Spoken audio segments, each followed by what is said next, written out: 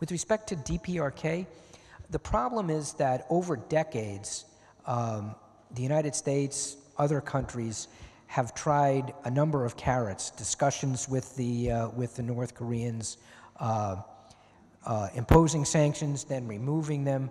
And what we've seen is, over time, a relentless march by the regime to develop both a nuclear weapon and the capacity to deliver it, an intercontinental ballistic missile. So the world community has really united. Unprecedented UN Security Council resolution sanctioning North Korea for really upending the international system by developing, flaunting UN Security Council resolutions and undermining our global commitment to non-proliferation of nuclear weapons. I would agree with you that sanctions alone are not going to do the trick. We have a maximum pressure campaign to isolate and impose sanctions on North Korea, but ultimately, and both Vice President Pence and Secretary Tillerson have discussed this, ultimately we need to have talks with the North Koreans. That's our ultimate goal.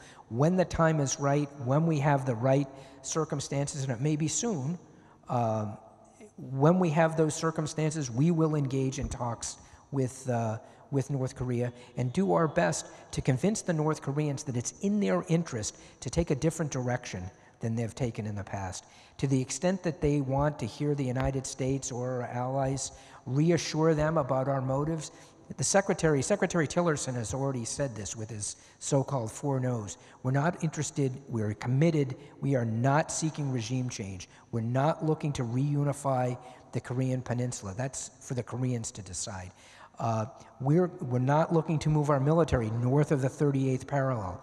We've already committed to that.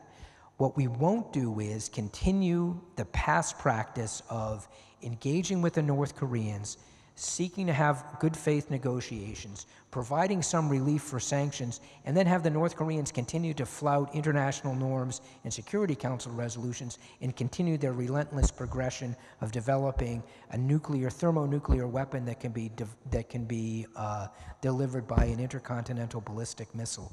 So we're committed not just to sanctions, but ultimately to talks with North Korea, a diplomatic campaign. We're not looking for a military solution to this problem, but we're not going to start negotiations now and make concessions until we see some movement by the North Koreans that suggests that they are willing to discuss denuclearization of the Korean Peninsula, which in my discussions just in the last few days with counterparts in China is also what China wants. It's not just the United States. It's South Korea, it's China, it's the world community, it's the UN Security Council.